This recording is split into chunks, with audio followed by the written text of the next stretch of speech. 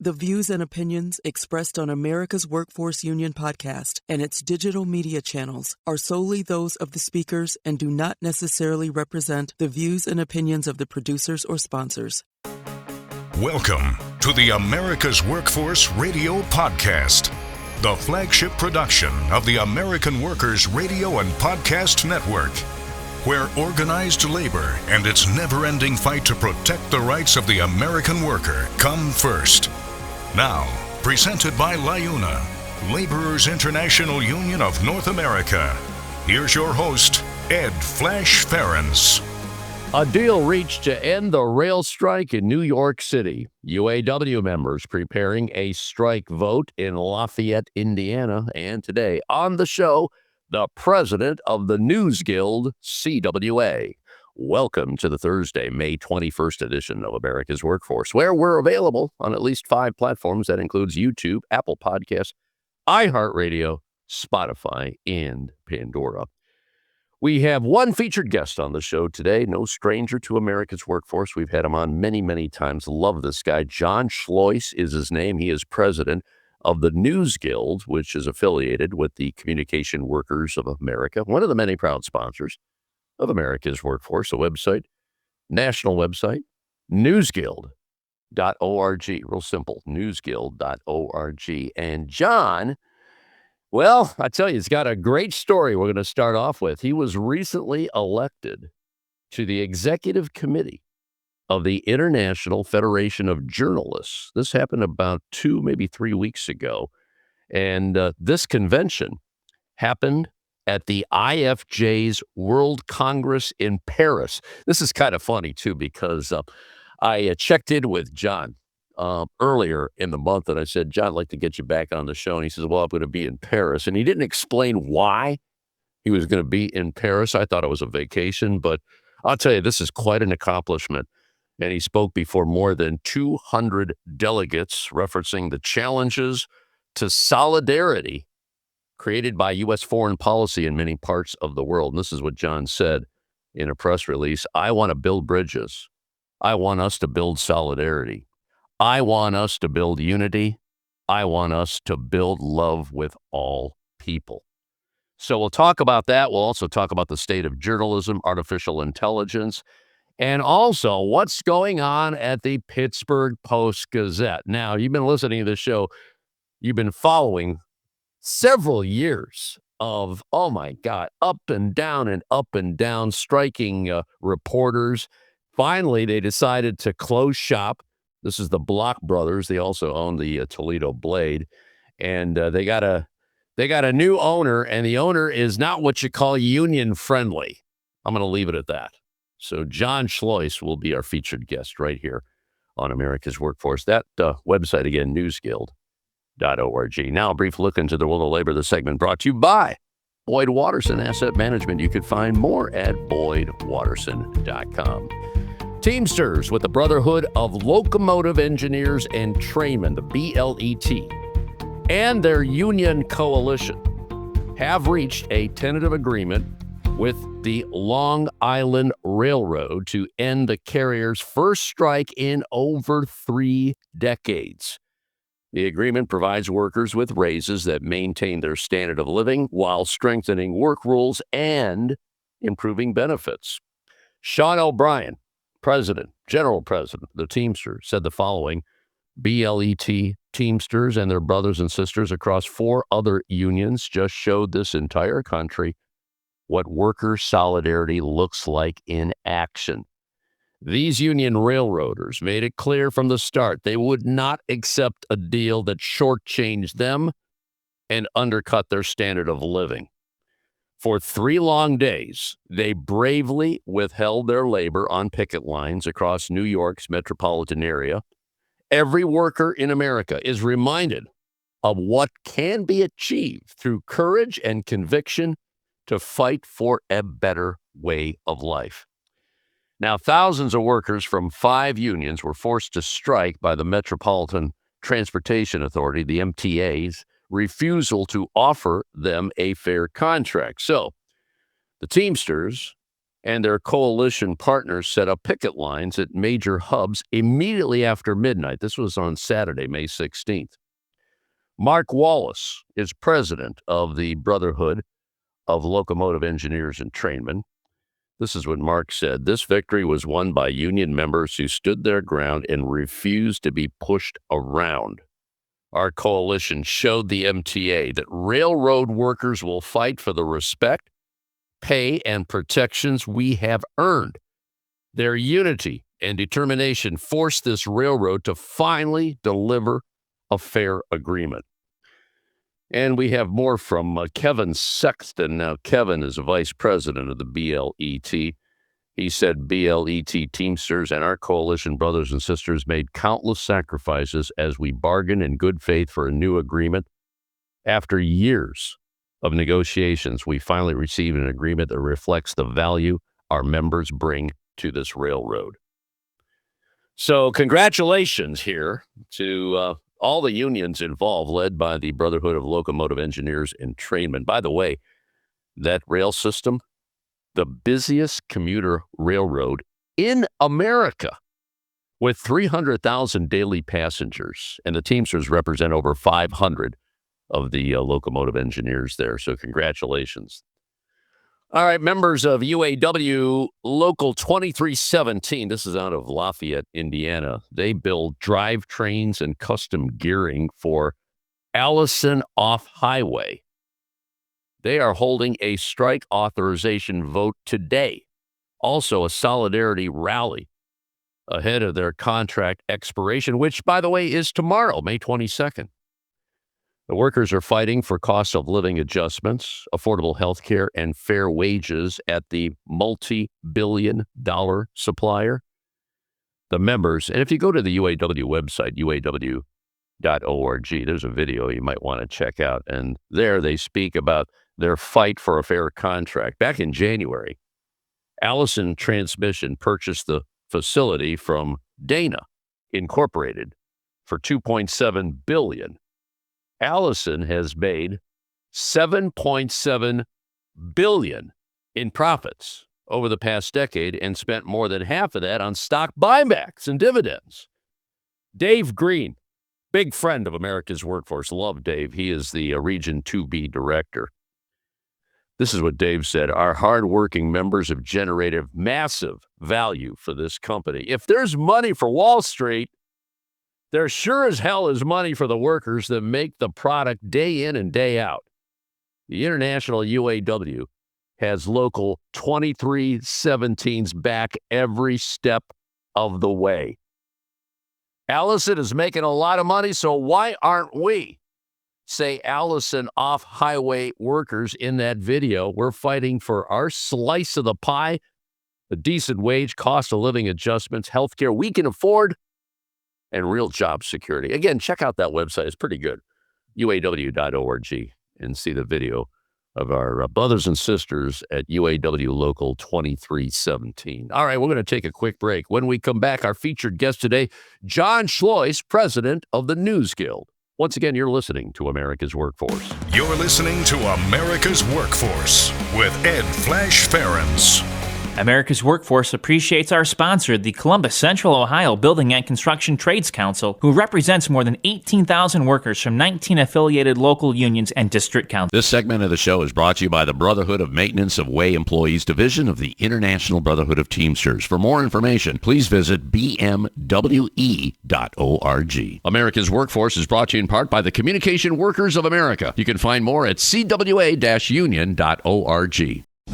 There is unity and strength for workers. We are the USW. We are the USW. The United Steelworkers. The largest industrial union in North America. We represent 850,000 members in the U.S., Canada, and the Caribbean.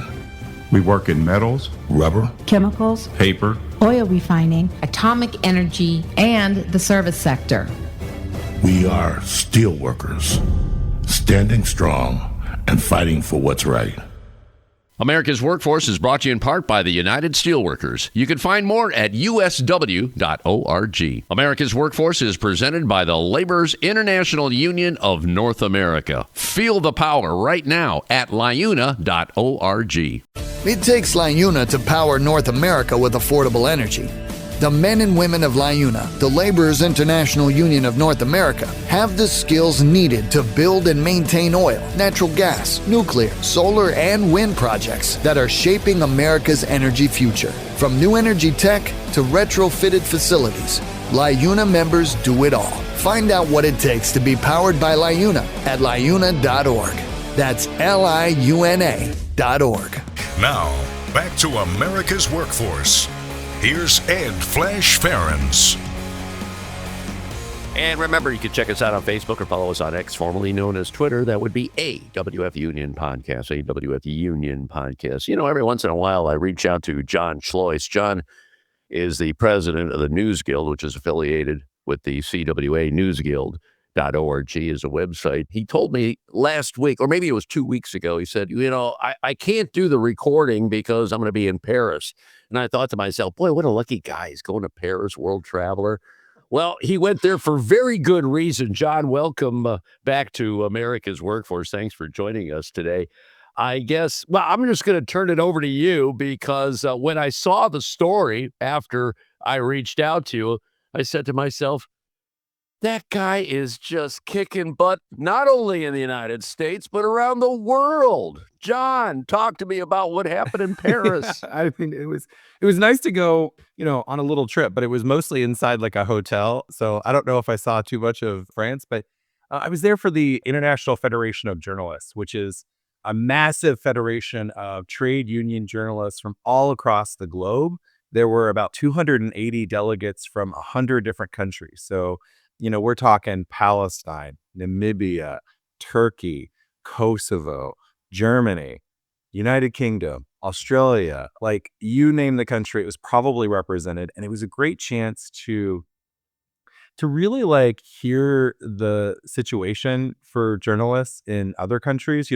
We've been under attack with the Trump administration in the United States. Obviously, we've had to engage in several lawsuits because we've got federal agents attacking journalists while they're out covering protests and immigration actions. But then, I hear the stories about the hundreds of dead journalists in Palestine or the dozens of killed journalists in Mexico. And so it was really sobering to be around some really courageous leaders for journalist unions all across the globe. And while I was there, I also ran for the executive committee because, I think that especially right now, the United States needs to put a decent foot forward internationally. And, if I can play a small role in that, then I will. And so I was elected, along with 22 total leaders elected from across the globe to be on the International Federation of Journalists executive committee. So I was elected to that. Hoping to build bridges, hoping to build solidarity, hoping to build love among journalists all across the globe. So what's the game plan moving forward? Okay, you're now on the executive committee of the International Federation of Journalists. I mean, there'll be a number of meetings throughout the next year here, and maybe you can spell out what the goals are right now. Yeah, the goals are really set by an event like this. So this was the World Congress, and at the World Congress, there were more than 50 different resolutions passed, everything from pushing international criminal courts to prosecute the Israeli government for its attacks on journalists in Palestine and in Lebanon, sending letters to the government of the Czech Republic, where the government over there is trying to actively destroy the public service. So my meetings, I will be having meetings. They will probably be in the middle of the night because it'll be mostly, focused on folks in Africa, Asia, and Europe. And so it'll probably be the middle of the night, but it'll be, I think, really good to try to find ways to uplift the fights. And then, for me, like, since we've had so much organizing happening in the United States around journalists, for journalists, I want to share that to the rest of the world. So I'm like, how can we help, our organizing program and take it to another country and support another group of journalists in another part of our world to build power collectively? Because that's going to help us in the United States. Yeah, that being said, I have to ask the question, what did the other countries say about the changes in media, the media landscape under the current administration? Because you and I have had many discussions on that. I'd like to get a worldview of how they're perceiving the United States right now. I think they're very nervous and stressed out by it. You could talk about the media consolidation, the end of so much international aid that came from the United States that supported countries, the meddling in conflicts. I mean, I met journalists in Bahrain, and I'm like, how you doing? Like, you faced drone attacks and bombings from Iran based on a war that the United States started. They're really nervous. They don't like the idea that all these billionaires are gobbling up CNN and CBS and how that's changing the news environment. But they're also seeing that in other countries. There are other countries with other billionaires, and they're really nervous about that. A big topic of conversation, though, was around artificial intelligence and a real fear that AI is gobbling up all of the content and all the stories that journalists are producing all around the world and not compensating them for that, and then repurposing it and spreading misinformation. That was a huge part of the conversation, was around AI. So it was nice to be there and also share different like bargaining tactics that we've had that have been successful for us to try and prevent AI slop. Yeah, I want to get into some organizing that you've been doing. Speaking of AI, I noticed this on your homepage, NewsGuild.org. Like you just said, we demand news, not slop. And that's pretty much what we're talking about here. Unionized journalists across North America have come together to sound the alarm. Media companies are implementing artificial intelligence in ways that damage the credibility of the journalism on which you rely. I'm just wondering, I know there's been a lot of collective bargaining agreements dealing with AI, and I, for one, have been watching that on my union, the Screen Actors Guild, American Federation of TV Radio Artists, the Writers Guild, and all that. When it comes to the media outlets that are organized with regards to journalism, where do we stand with that today? I mean, the owners of the media outlets, obviously, they want to do everything to cut costs and to eliminate jobs. It's a tough one moving forward. Where do we stand right now, in your opinion? Yeah, I mean, I think we're at a moment where we will have companies that make decent decisions, and we will have companies that make terrible decisions and go away. I think that's where we're at. So good decisions are agreeing to really good contractual language to put safeguards around artificial intelligence that are ethical in nature. I'm talking about Ziff Davis, which is like PC Mag, but also Cal Matters, which is a nonprofit news organization on the West Coast. They've agreed to contract language with journalists that say, we won't have layoffs because of AI. We won't have salary reductions because of AI, that AI is going to be controlled by humans and seen by folks in the newsroom, that we're going to have a labor management committee to deal with the issues, that we're not going to allow the AI companies to train and impersonate journalists without the permission of the journalists, and that we're going to have clear labeling so that folks, the readers, can actually know, is this something that was generated with AI? And frankly, that's really important in the moment when you have the President of the United States tweeting out so many things that are created by AI. So those are the good agreements, but then we're having pretty awful fights at places like the New York Times. The New York Times is refusing to agree to like ethical AI guardrails. ProPublica also refusing ethical AI guardrails. So it's a big moment because we want to make sure that we're keeping humans in a newsroom and doing the stories, because AI is putting slop out there. I mean, it's putting out misinformation like all over the place. Those are two very, very prestigious organizations there, the Times and ProPublica. You would think they would know better, but no, it's not the case. You know, the crazy thing about AI basically gathers the information. It scours the internet for whatever you're looking for. Now, here's the issue, John, and you know this. There's a lot of misinformation on the internet. So when they're doing that scouring and then using that in a story and they're picking up bad information, the story is wrong. Now, my question here, do we need like a watchdog agency here to say, wait a minute, what AI created is not true? That's the real fake news. What do you think? Well, if we did that, we would be, employing millions of people to like check essentially the word calculator, right? Whatever AI outputs is based on the probability of what word follows next. And so, yeah, if you train a large language model on Reddit posts, that's what's going to be influencing the output. Yeah. AI doesn't understand the difference between truth and fiction. It has no idea of that. It's just, well, enough people have said that the president of the United States is Donald Trump. So that must be the president of the United States. Interesting conversation. You know what? Let's take a break here. I want to talk about the latest at the Pittsburgh Post-Gazette. This is a story that continues to baffle me. Also, there is some good news, too, regarding organizing. Jon Schleuss is our featured guest on the show today. He's president of the NewsGuild-CWA, NewsGuild.org is a website. Back after this, you're listening to America's Workforce. This is America's Workforce. More shows available at awfradio.com. America's Workforce Radio is sponsored in part by the International Union of Painters and Allied Trades, District Council 6, representing painters, glazers, drywall finishers, and sign and display industry workers. They remind you that belonging to a union is your right as an American.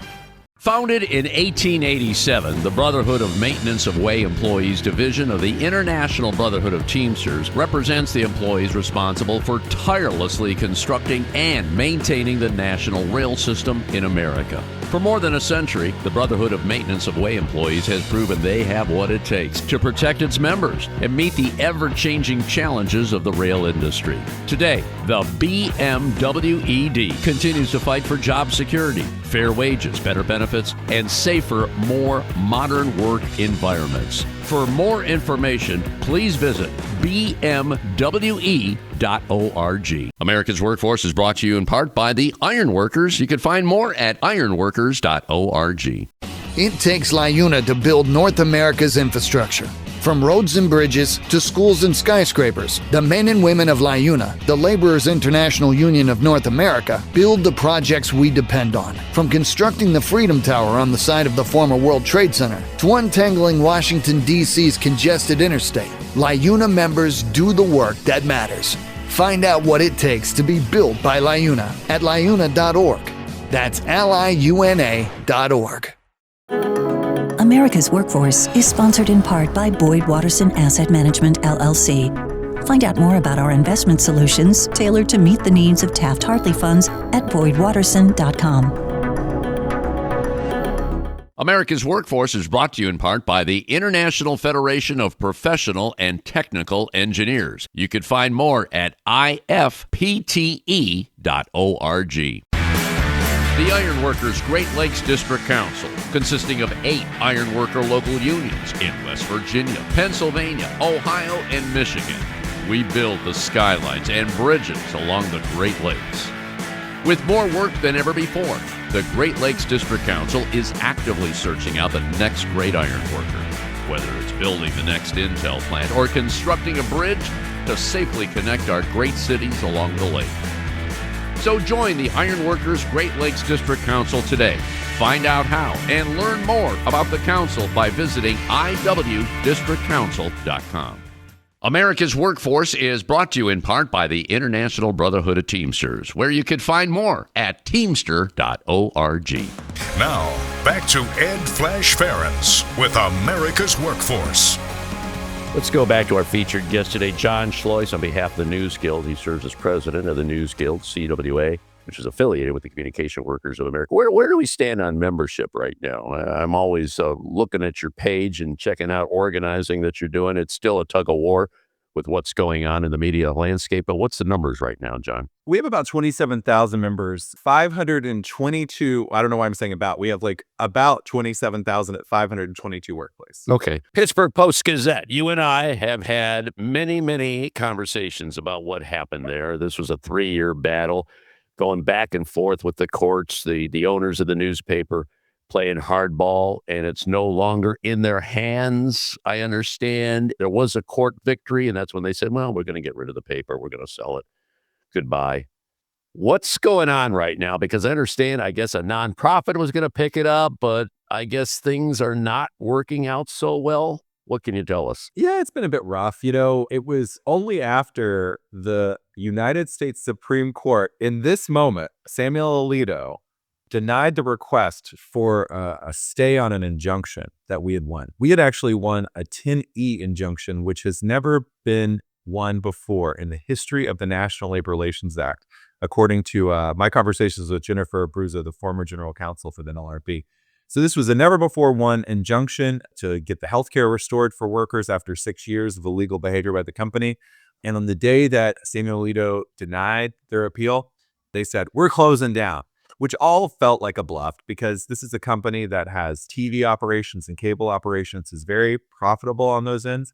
Could have followed the law for tens of thousands of dollars versus racking up in millions of dollars in charges that they are going to have to pay our members for their violations of law.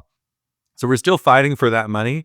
But in the interim, about a month ago, it was announced that the Venetoulis Institute out of Baltimore, Maryland, was going to be purchasing the Pittsburgh Post-Gazette. Now, Venetoulis Institute is funded by a billionaire hotel chain magnate, Stuart Bainum. It's named after Ted Venetoulis, who is the high school boyfriend of Nancy Pelosi. And I actually knew Ted before he passed away because we had tried to work with Ted to help get this Baltimore Sun away from an evil hedge fund and into local hands, into Stuart Bainum's hands. Unfortunately, it didn't work out in that moment.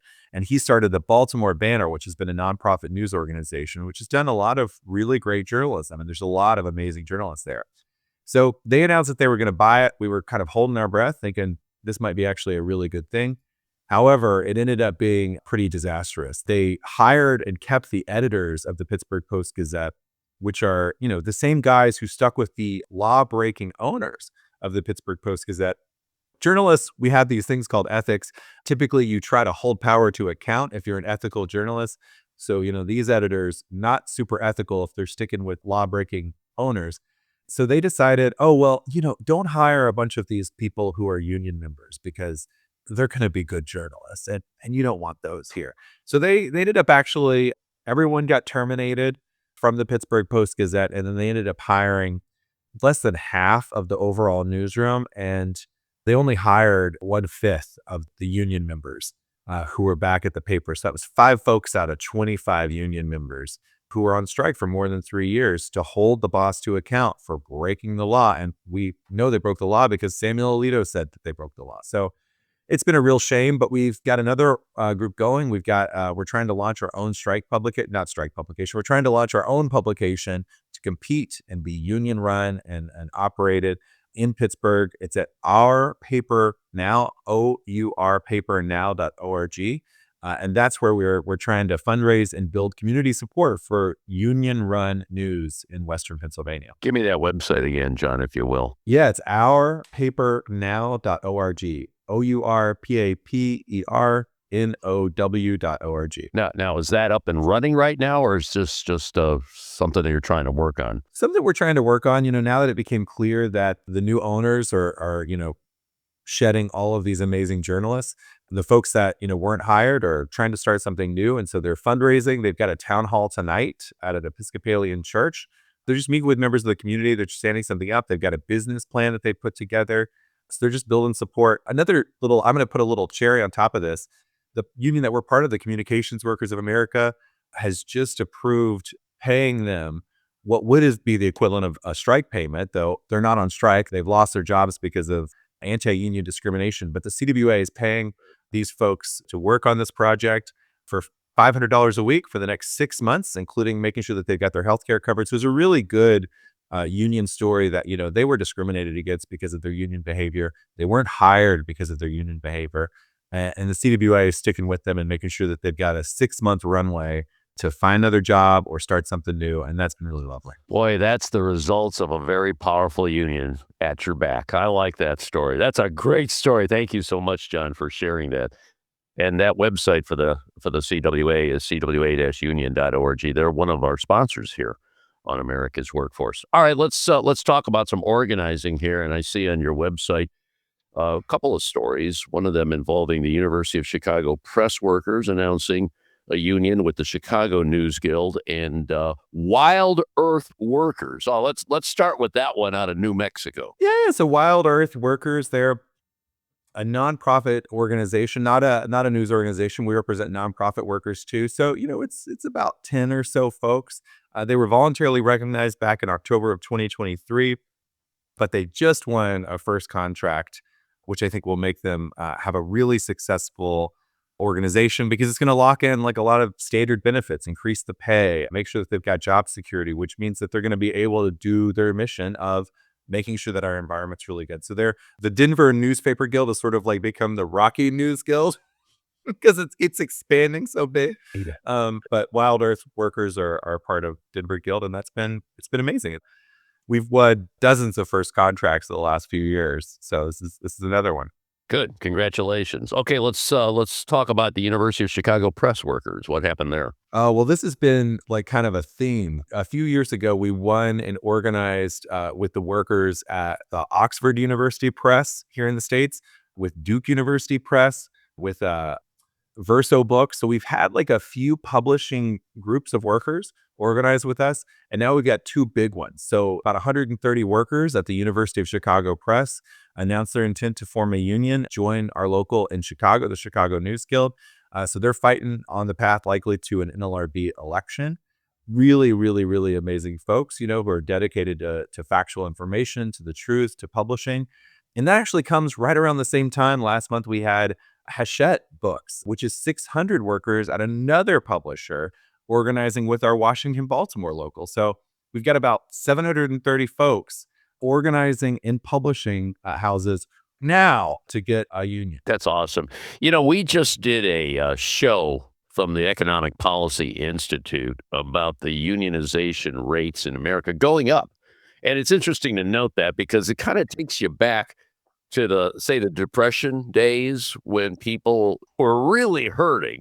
And that's when you saw this big uptick in unions. And it seems like we're going through that same thing now. When you attack unions are going to say, wait a minute, we need to organize. I get the same impression that's what's happening, especially in journalism right now. Oh, I mean, it's, 10 years ago, Flash, I didn't know what a union was, right? I'm from a small town, Harmony Grove, Arkansas, did not grow up in a union household, did not know what a union was, but I worked for a company that was actively just eroding our pay, eroding our benefits, and that changed me. My colleagues said we should form a union, and I was like, sure, what's that? I've never heard of a union. Let's try it though, because this is bad. And then, we formed our union, and that has followed the case of we've had about 120 newsrooms in the last 8 years organized just with the News Guild. SAG-AFTRA has organized other newsrooms, especially around NPR stations. The Writers Guild of America East has organized newsrooms. So there's been this huge wave of organizing of, more than 100 newsrooms. And we're talking, 8,000 workers who are journalists and media workers who have been organizing with a union in the last 8 years, which is, I think, fundamentally changing to the environment that we live in, because journalists going through these fights now understand very directly, what a boss fight looks like, what it looks like to go on strike. We've had thousands of workers go on strike in the last 5 years alone. Well, I'm sure a lot of people listening to this podcast are going to have the same feeling. Oh, what's a union? Oh, now that I know what unions are, I want to join one. I love that. Jon Schleuss, president of the News Guild, NewsGuild.org. Great conversation today. Stay in touch. Stay safe. Okay, brother? I will. Yeah, and we'll keep fighting on. And that'll be it for another edition of America's Workforce. Tomorrow, the American Federation of Government Employees and the North Coast Labor Federation. Until then, all of you, have a safe and wonderful day. That concludes another episode of the America's Workforce Radio Podcast. Thanks for listening, and be sure to subscribe so you never miss a show. America's Workforce is a production of Labor Tools and BMA Media Group. Find out more information online at labortools.com.